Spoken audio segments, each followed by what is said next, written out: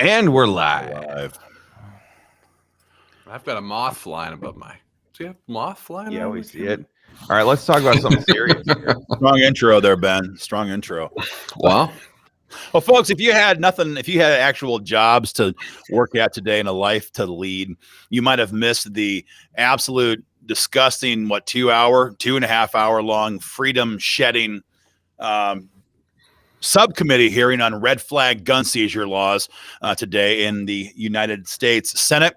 Ironically, it's the subcommittee on the Constitution, talking about destroying your constitutional rights and passing red flag gun seizure laws. We're going to discuss that here, guys, because there's a lot that we can do as gun owners to stop not only red flag gun seizures, but also the entire rest of Joe Biden's war against the Second Amendment. Ben, we watched, I think, the entire thing you and I did for almost the entire proceeding.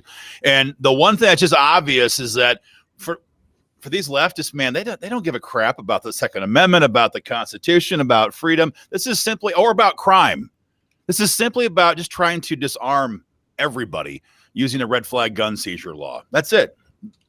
And they use the same jargon, the same lingo every time. It's, we can find a place where we can all meet on this, and I think we can find a way to make something work real nice here, and they try to like flesh this out and make it seem like it's some nice, wonderful thing that if we can just hit all the right buttons, well then we can pass a red flag law that's good for all Americans and just saves everybody. And this is what, the third or fourth? How many of these have we watched so far?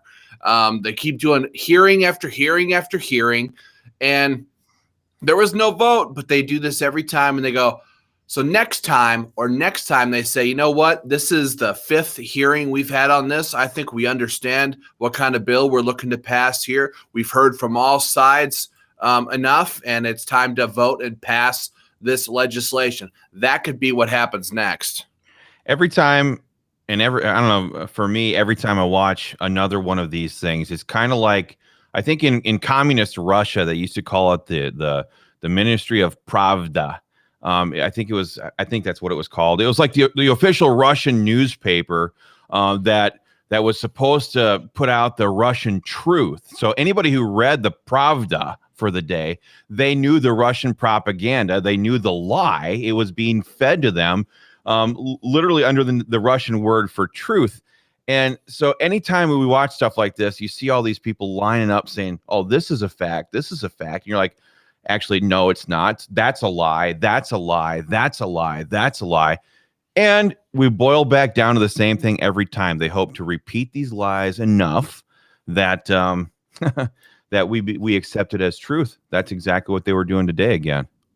Yeah, they always have these Giffords lobbyists there testifying, and the Coalition Against Guns there testifying. It's always a who's who, the far left out there. Someone's got their mic on. There we go. Right. Testifying, trying to make this sound like gun owners support this. That's what they said over and over, that 70% of gun owners support red flag gun seizure laws. And I'm like, what the hell? I've never seen or met a gun owner once in my life that supports these.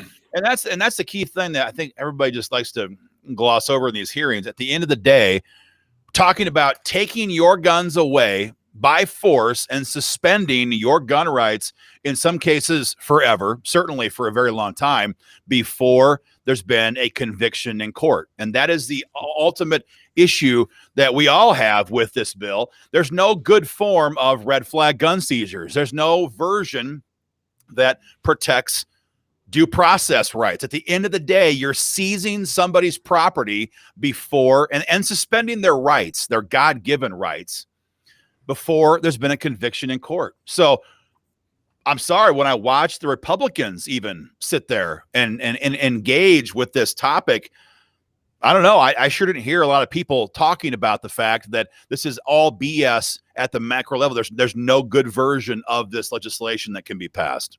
Well, so they always have these excuses and they always have their stories, right? And the one Giffords lobbyist gets up there and tells the story about a man who had bought a gun and how he was deranged. He was making threats and calling down to the police department, threatening to kill himself and his 3-year-old child.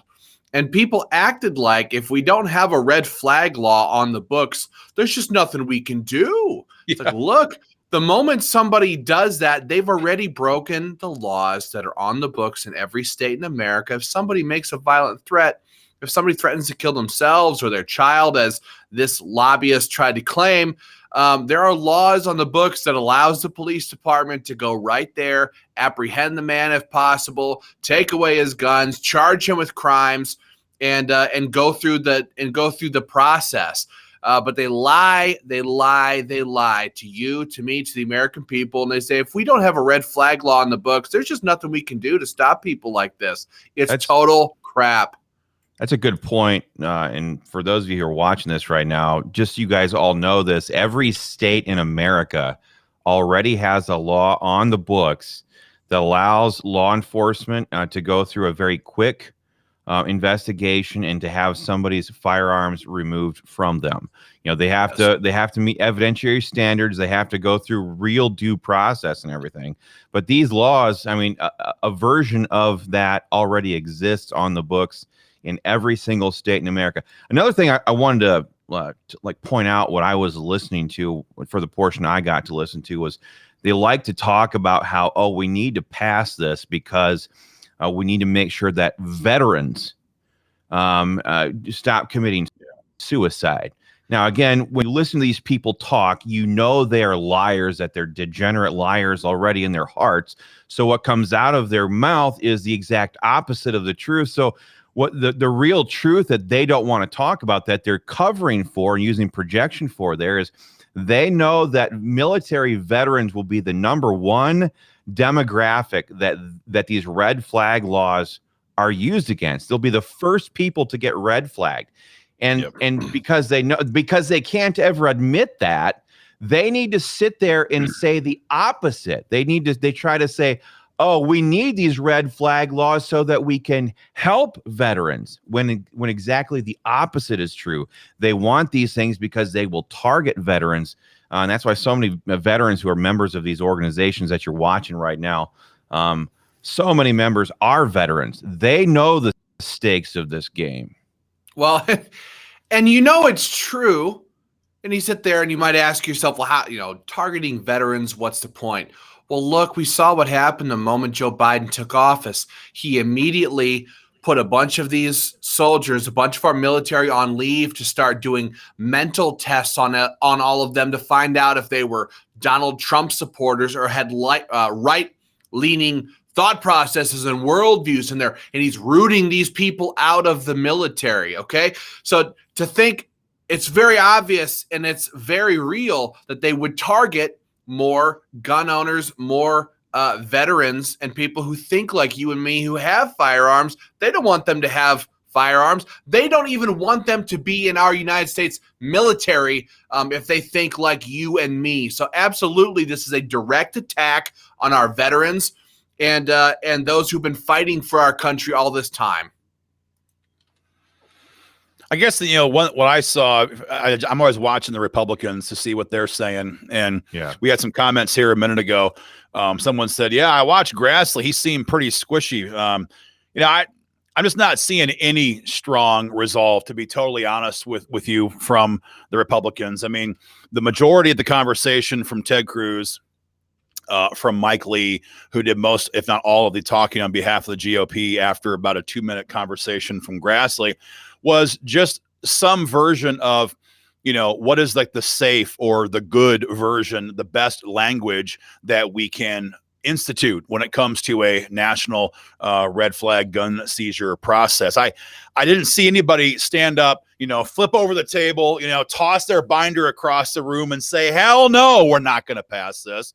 And that's the real problem. There is a very real truth here that, Biden has a real problem on his hands right now. This is my take on this. Biden has a real difficulty getting 60 votes to pass an assault weapons ban, Feinstein's S-736, or his national gun registry, HRA.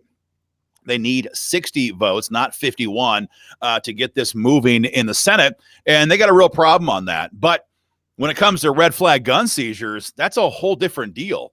And they all know that. And so they're trying to find a way to build this consensus on both sides to, quote unquote, do something about gun violence.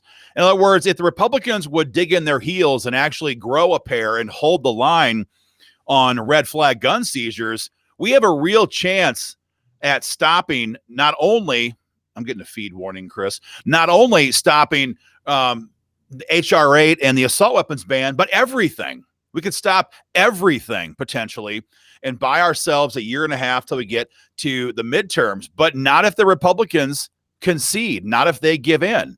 And, you know, it was a real mess today watching them kind of argue about, well, what's the best kind of language?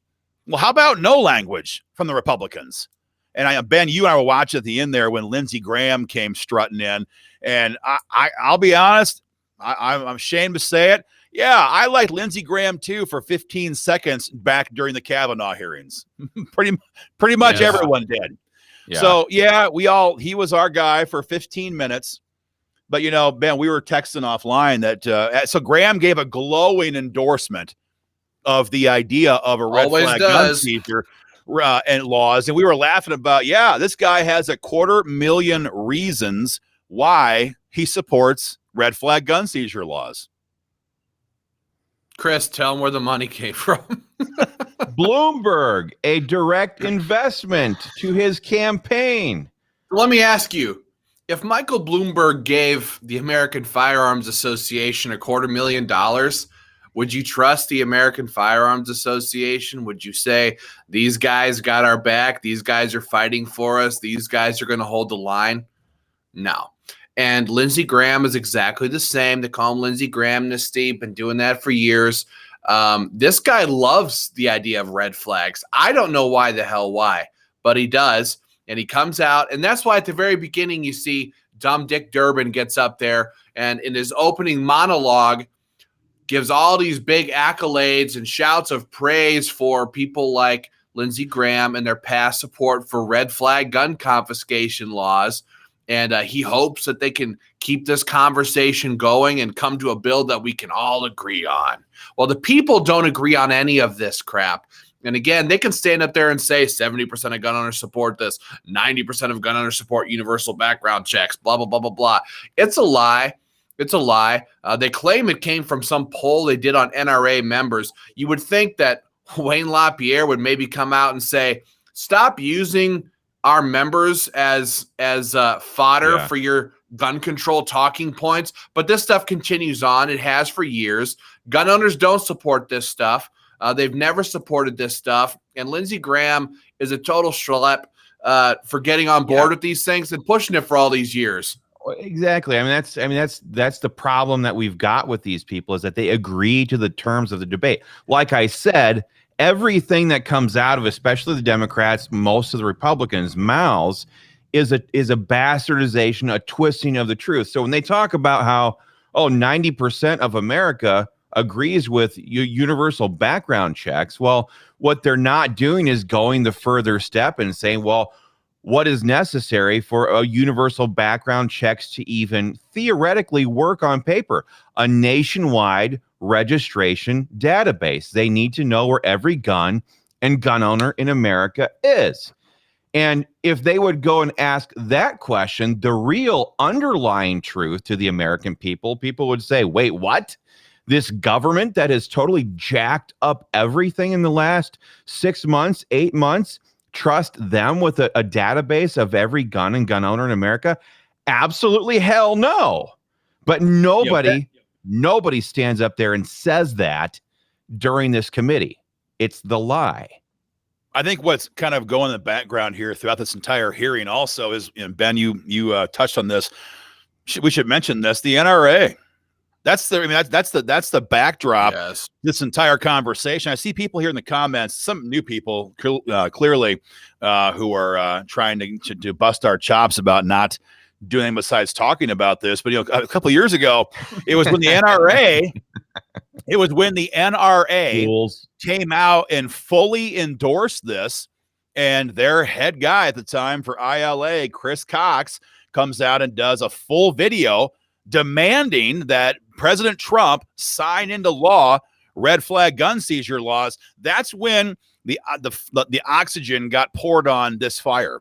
And Absolutely. We were out there meeting in the White House, delivering petitions on behalf of AFA members, making sure White House staff realized that you're being fed a line of bullshit, pardon my language, from the NRA. And thankfully, they pulled up on the reins on that and they slowed their roll. And obviously, it went nowhere. But that's the real, I think, the backstory here is that the NRA, not only are they like just abandoned the field right now, but more to the point, they fully endorse this.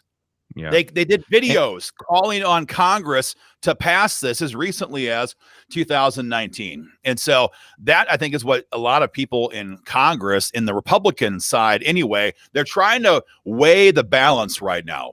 You know, okay, so of course the media will love me if I vote for red flag gun seizures. And, you know, the NRA is not going to attack me if I vote for red flag gun seizures. And that's why, folks, it is essential that you guys get your petitions, your emails sent into your senator immediately so they know that it doesn't matter what a national organization says. You guys are going to hold them accountable yourselves in the midterms that are coming up not too far from now. Yep. A lot of great comments here.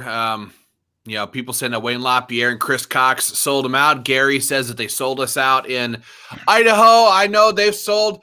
The NRA supported all kinds of anti-gun Democrats in the state legislature in Minnesota, where I live.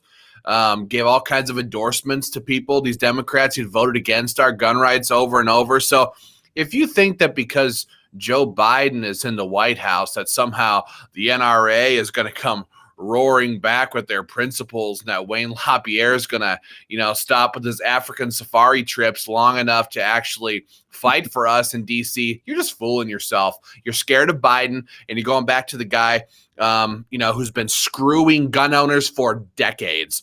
These people like Wayne Lapierre are as much elitist, swamp-dwelling monsters as Dick Durbin or any of the rest of these left-leaning hags like Dianne Feinstein in DC. And that's the truth. So I totally agree with what you said. It's not really on red flags, but did you guys watch that? They released this video last night about Wayne on that African safari. Did you watch that? I watched it. Oh, yeah, I watched it.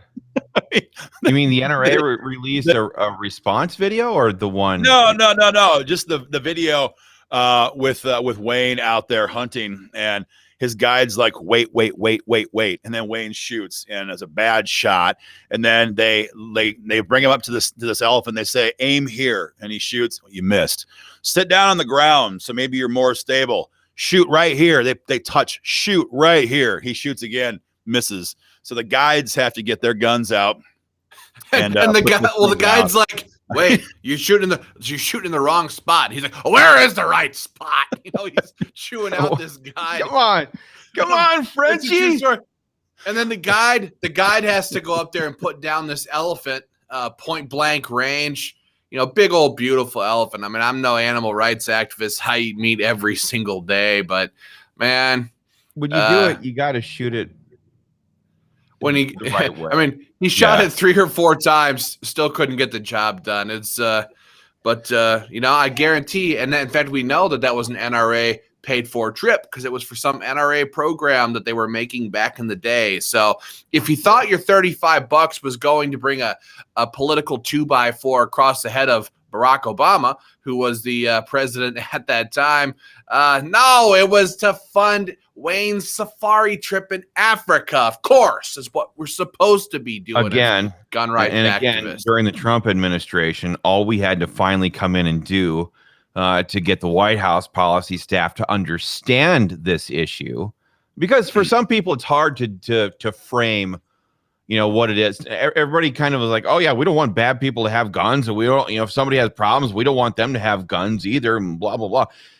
We sat down with them and said, look, this is going to empower liberal judges, activist judges, based on hearsay evidence, probable cause, 50% plus 1, to be able to confiscate somebody's guns and Kavanaugh them, so that if they can't come in and prove to the judge later on, or jury, forget a jury, prove to the judge later on that they're innocent, their gun rights are gone. And now you have a gun violation on your record. Your job is now on the line. I mean, if you're going through divorce court, yeah, guess what? Now you have a gun charge. If you're trying to get custody of your kids are gone, all because these Republicans weren't towing the line. So, one of the Republicans that I think it might have been Mike Lee, he brought up, he did ask, he said, he asked one of the witnesses, where have you seen red flag laws that have escalated over time? And they did mention California, where now your coworker can call you in and get you red flagged. But Right. You mentioned escalation, Chris. One of the witnesses there today was a prosecutor from Oregon named Kimberlee Wyatt. I believe it's Kimberlee Wyatt. And she testified last time too, didn't she? She did. Yes. And she runs a whole division in Washington State, and all they do in her office is prosecute gun issues and do red flag gun seizure type prosecutions. And she didn't mention it today. And unfortunately, none of the Republican senators asked her about this today. But this is the kind of people we're dealing with. Kimberlee Wyatt has been working in the Capitol for quite some time, trying to advance or expand the state's already active red flag gun seizure law to hit your kids, your minor kid, with a red flag gun seizure law. So if Johnny gets into a fight in school, now I guess I'm older. I know these days if someone even looks at someone sideways, they get a 7-day suspension. But I got into brawls in Christian school, in grade school. I'm not going to lie. I mean, it was in Christian school. Yeah. I mean, we were spreading the good word, and it happened. And this still happens. And we hated communism way back when we were young. That's right. I'd give his name too, but I better not. Yeah, good guy now. And and so this happens. And so what Kimberlee Wyatt is trying to do at the state level, and again, she's here to provide model legislation to the United States Senate, is to target a minor child with a red flag gun seizure law for a schoolyard fight. And then because Johnny is only in 3rd grade, he's 8 years old, he doesn't own any guns, they could then extend that to you, Johnny's father, come to your house and say, we just attached a red flag gun seizure law to your minor child. Now we're here for your guns. And in her previous statements on this, people say, well, what the hell? How does that work? The father did nothing wrong. How can you take away his property due to what his kid may or may have done? And she said to the effect of, well, he can contest it, but one thing's going to happen. Either his kid's going to leave the house or his guns are going to leave the house. And so that was the choice. You can have your kid, and or have your what does kids leaving the house mean? So now because this kid, I have no idea. Well, that means taken into child custody. I guarantee it. If you don't comply with the red flag order, well, now you're endangering your kids. So we're going to take your kids away from you now because you won't sacrifice your right to defend yourself and your kid and your family. And what if your kid was being a stupid idiot? I mean, kids are idiots, and they've always been idiots sometimes. You can be naughty. I was naughty. I was nearly perfect, but sometimes I screwed up, and this is what if your kid was on the right side? What if someone walked up to your kid and tried to just beat the snot out of him, and he fought back and he got in one good punch more than his attacker, and the teacher walks from the corner and here your son is standing on top of this violent little punk who tried to take him down, and instead they think your kid is the one who caused the problem because all the other kids' friends are pointing to your kid saying that's the whole point. Yeah. This applies to 6-year-olds in grade school, and it applies to 50-year-old adults who are going through a nasty divorce. That's the whole point.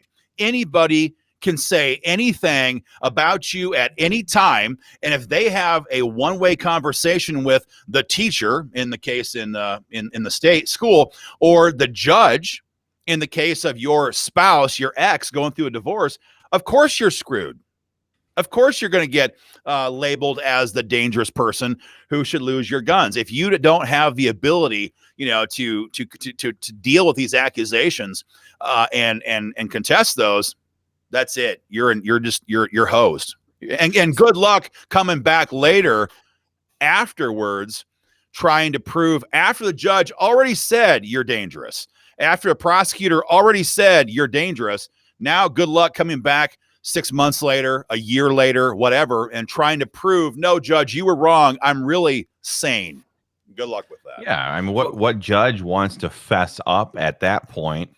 Or on the other side of the coin, what judge wants to assume the liability of restoring somebody's rights, I hate that, restoring somebody's rights at that point? They don't want to do that. These people are gods. There's a reason why they wear these black robes. They view themselves as superhuman. A lot of them are, anyway. And I've had some friends who've gone through divorce court and got totally wrecked in the process. I think everybody has a friend who's gone through divorce court. And to think that somehow we can just sign over our due process rights to the courts? The courts? No! They're oftentimes the most corrupt. You talk about legislators and politicians. Yeah, they're corrupt. They're politicians, whatever. You go to the judicial system, oftentimes it's far more corrupt than the legislative system. It's all a good old boys club over there. That's why you guys need to go to stopredflags.com right now, guys. Help us out. Help us stop this legislation from passing. Help us continue to put the heels to these politicians in D.C. Go to stopredflags.com. Hundreds and hundreds of thousands of gun owners have already sent their petitions, sent their emails, made their voices heard on this stuff. This is way more than a talk show. We're not just giving you updates. We're giving action items. So instead of just your comments here in the slider on our screens, you're sending emails and petitions to your U.S. senators, your congressmen, telling them you want them to oppose red flag gun confiscation orders at every step of the way. So that is stopredflags.com.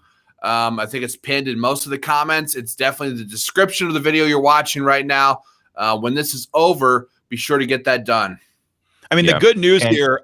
Sorry, Chris. The good news here, as far as from our perspective right now, is that if we can shut down red flag gun siege, as I mentioned a minute ago, if we can stop this bill, man, they're having a hard time, almost an impossible time right now, getting the votes for an assault weapons ban. Of course, it's a semi-automatic rifles, shotguns. I understand that. They can't pass that right now, and they can't get the votes in the Senate to pass H.R. 8. So this is their big consolation prize. This is their big push. And so if we can stop this in D.C., then we have a very strong chance of stopping his entire gun control agenda right now. Because this is the legislation in D.C. for the last how many years that has had tremendous support, as we've said, from both the NRA and the GOP in D.C. So if we can stop this GOP NRA-backed gun control legislation, well, then there sure as hell aren't going to be able to pass the straight-up Democrat-supported gun control legislation that they want so badly. We got some members in Georgia. Your turn, Chris. I cut you off last time. Something that gets under my skin, what makes me angry throughout this entire process is, what the hell right do these Republicans think they have to sit down at a table with these Marxist, communist, leftist pieces of trash who hate our country, who want to see it burn to the ground, who cheer on Antifa and these rioters in the streets all the time? What right do they think they have to sit down and negotiate with these terrorists and actually and cast votes in favor of this kind of stuff? And then why don't they have that same resolve, when they had the majority in 2017 and 2018? Why didn't they force the Democrats to pass national reciprocity when we had the chance to do it? This is what really burns me, and this is why I'm really excited about this next level of Republican politician that's rising up through the ranks. People like Marjorie Greene from Georgia, people like Boebert out of Colorado and stuff like that. They're just fighting back. They approach politics and representation from the citizens' point of view. Screw this lifetime career stuff. They're going there to fight, and that makes me happy as heck. We were laughing about this. Ben and I were watching this hearing. I mean, sure, I'm happy that we've got Republicans who are there asking some generically like hostile questions, I guess. But the truth of the matter is that the same people today who were asking, about due process rights were the same Republicans who were praising red flag gun seizures 2 years ago, because we watched that hearing too. In 2019, the same Republicans who were there today questioning this were the ones who were guffawing and laughing about, oh, yeah, this is the common sense solution. This is the way to get this done. This is how we can stop violent crime. And I mean all of them, all of them. And so like Chris said, these people, for the most part, are career politicians. And so they are there they read the wind and they make a decision based on how it best advances them.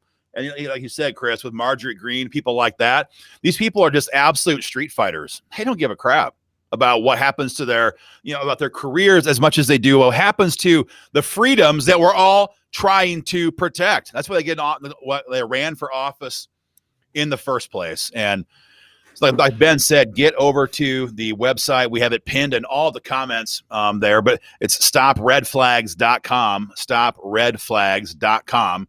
And send your email to your U.S. Senator. Doesn't matter what state you're watching from. It's a national program, the American Firearms Association. And make sure your Republican senators in particular know where you stand on this.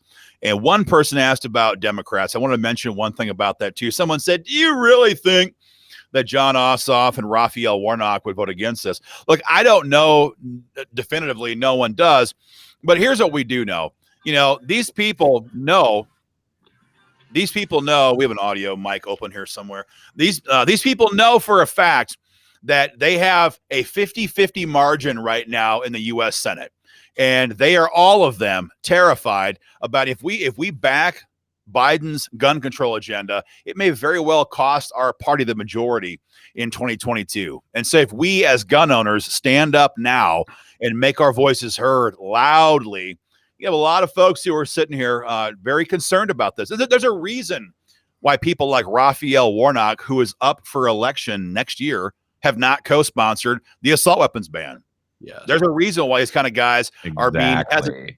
Will they vote the wrong way or the right way if it comes to the floor? I don't know. But that's the thing. The real fight is not when it comes to the floor. The real fight is happening right now.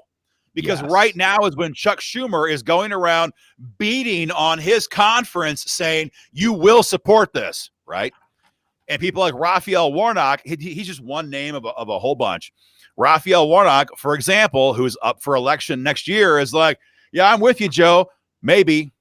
And meantime, he is counting the emails that come in. His staff is scouring social media, and they're trying to make their best guess. How much trouble will it cause us? Will I lose my job if I support this next year? I'll say one last thing before I shut up, Ben. It's not he's not the only person who's wondering deep down. Deep down, Chuck Schumer is wondering too. Because Chuck Schumer, he's fine. He's in New York. He's no problem. But deep down, he's concerned. If we back this, we might damn well lose our majority in the fall. And I like being the Senate majority leader. And so I'm going to talk a lot about gun control to please Michael Bloomberg and the gun grabbers who gave me this position. So at the very least, they can all say, hey, Chucky tried. Yes. But I'm telling you right now, deep down, this guy is concerned that if the grassroots base stands up and roars, they're concerned if we advance this may cost not only individual Democrats their positions, it may cost us our majority because they only have to lose one seat and they lose their majority in the fall. And here's what else we know. All of these staff members for all of these congressmen and U.S. senators, they all talk. They're all friends. They all sit and eat lunch together in the Capitol basement, okay? They do this all the time. And so I see some people over here, like in Minnesota, for example, saying, why would I send an email to Amy Klobuchar, who are in New York? Why would I send an email to Chuck Schumer? These guys aren't going to listen to me.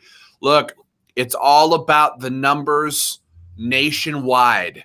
So Exactly. if the staff member for Klobuchar sits down with the staff member for Raphael Warnock, like Aaron's talking about here, Ossoff, then they go, oh my gosh, I got 7,000 emails. How many did you get? I got 13,000. Oh my Lord. And they're all talking and going, look at all of these emails we're getting, all of this pressure, all of this stuff is mounting all across America. And you don't want these U.S. senators to walk into a caucus room together and say, I haven't heard a peep.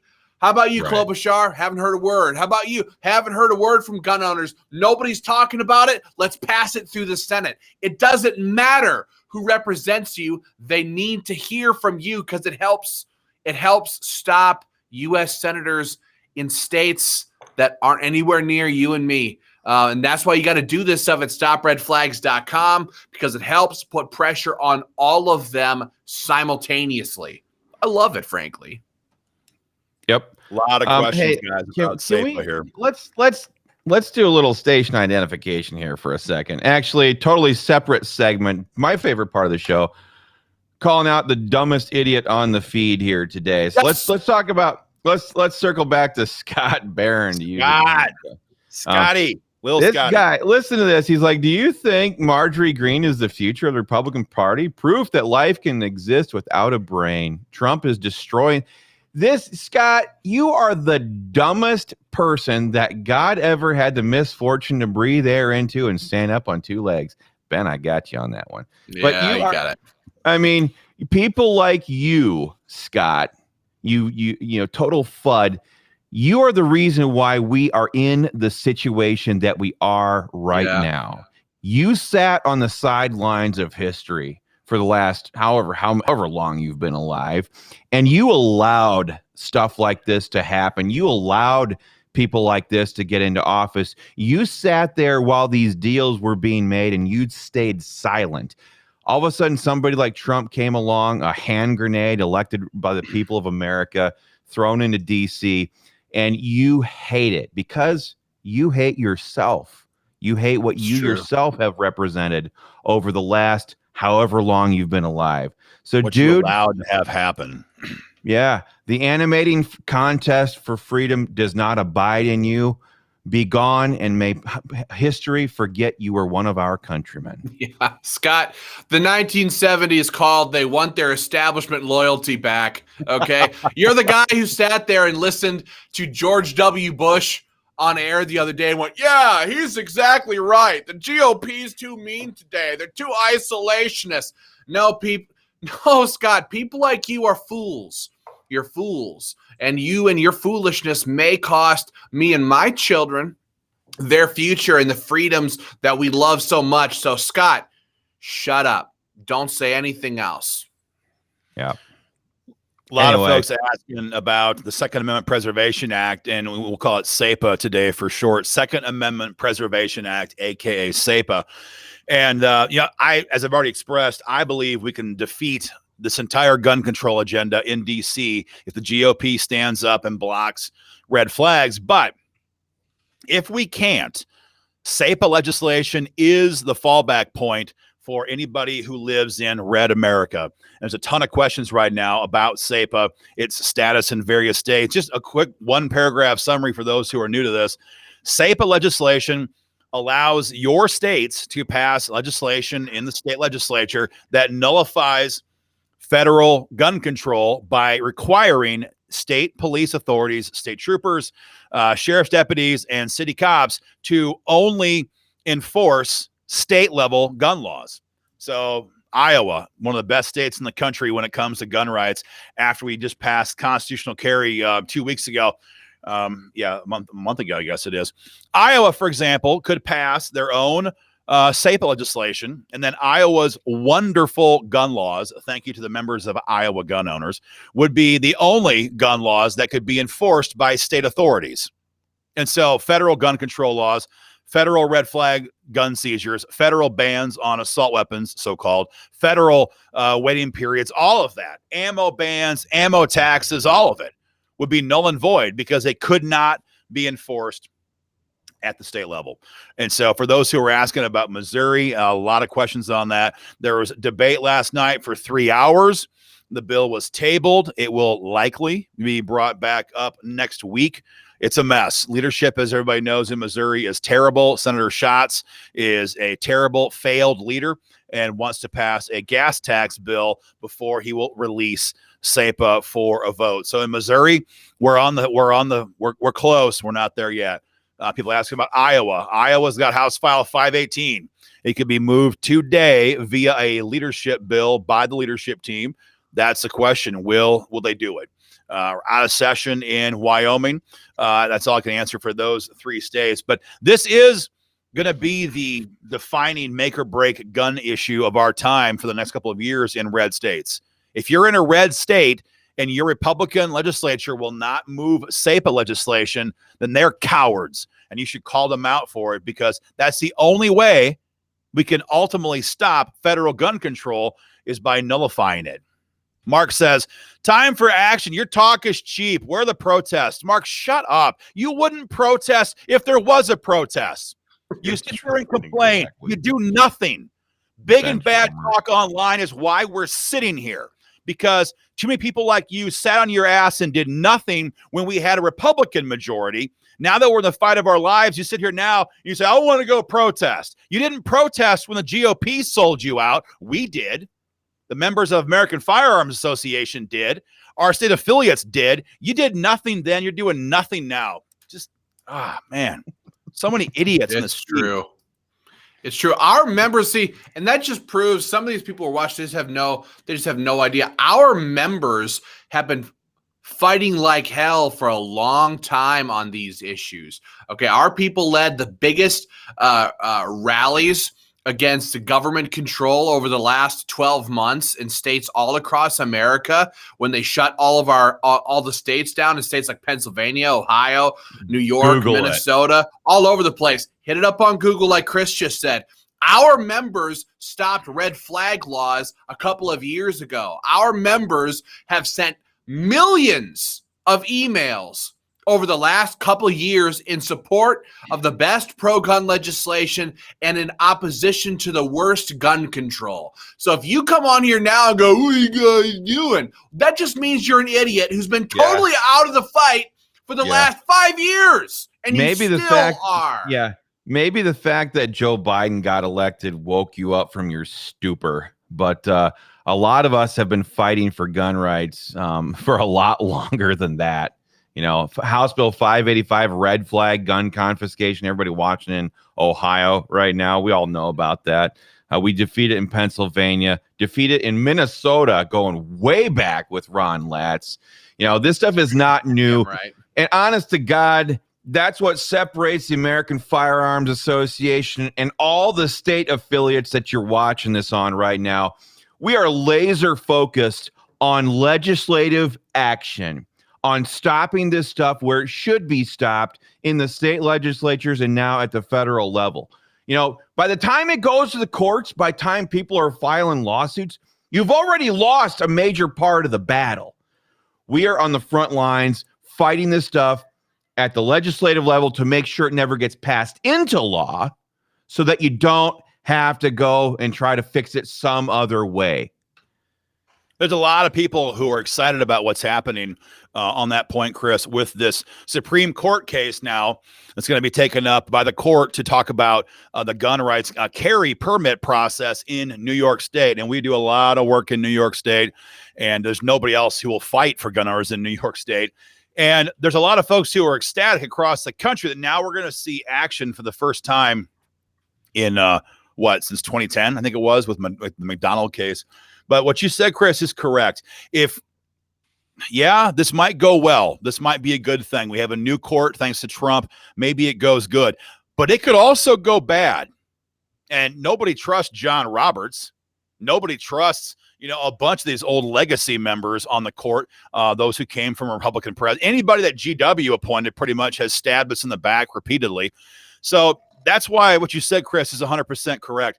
If it goes to the court, we're already in a really dicey situation, because there's not much you can do about it after that happens. And so the real fight needs to be won, I was going to say won and lost, won at the legislative level, whether it's state capitals or Washington, D.C. If it goes to the courts, you are literally have put your freedoms in the wind. And the only question now is which side's going to blow the hardest. Let me tell you, John Roberts can blow. So we have to avoid that. You like that? You like that? So we have to try to do all we can to keep it from getting to that position. So, yeah.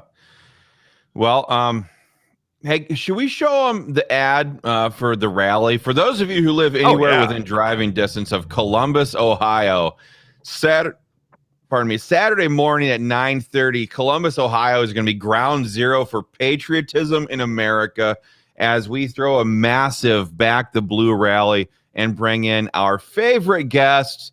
For this is for you, Dip Dunk. I already forgot your name. You were so forgettable.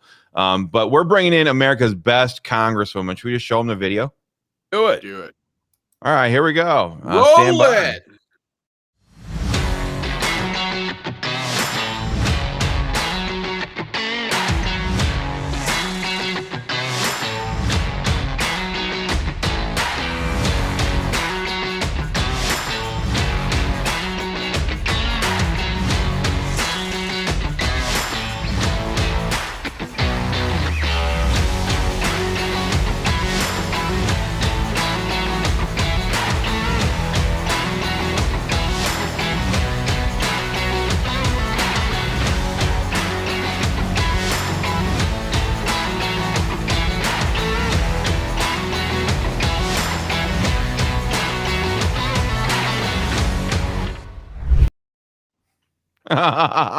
yeah. I love it. I absolutely love it, folks. Ground zero for freedom in America. This Saturday, we're bringing in the wonderful, fabulous, fantastic Marjorie Taylor Greene. She's going to be headlining our Back the Blue. In case of those of you who didn't see it, there was a shooting in Ohio, Columbus, Ohio, on the day of the Derek Chauvin trial. And a police officer used his firearm to stop somebody from trying to stab another girl with a knife. And it was the cleanest, most obvious use of force I've seen in a very long time. The radical left, the same one that wants to destroy our gun rights, the same ones that want to get rid of our ability to protect ourselves and our families, they're using these tragedies to try to pass gun control and then also defund our police departments. And so we're throwing a great big rally. We just got word this afternoon from the Columbus Police Department that because it's under investigation, the officer himself cannot be out there that day, but we are allowed to send it to them, and they will present it to him themselves. But we're gonna present this officer. I keep forgetting his name. Got it right? No, I don't. I totally lost it. Anyway, we're gonna present that to him for excellence in the line of duty. And when he did exactly what we hope every law enforcement officer would do when they're confronted with that kind of a situation. So it's going to be fantastic. Great event. Some other great speakers. Josh Mandel, he's running for U.S. Senate to take Rob Portman's seat. Rob Portman being a total loser. Who backs red flags. Exactly. And some other great speakers. So it's going to be a great event. If you're within driving distance, please come out and join us. It's going to be so patriotic. Yeah. You can open carry, you can concealed carry if you have a license. And going to be a great event. So come on out. This being hosted by Ohio gun owners and, of course, the American Firearms Association. So for that loudmouth loser who was over on the comment section a while ago going, why did you do a protest? Here's your chance, buddy. Come on out. You better walk up, stick your hand out and say, I'm the guy who ran my mouth on social media saying you guys should hold a protest. And it just so happened you were about to hold the largest Back the Blue rally with the best congresswoman in America there. And that was coming up in the weekend. You didn't know it. So turn out, Scott. Better turn out. Or we're going to know you're full of it. Yep. But you were anyway. All right.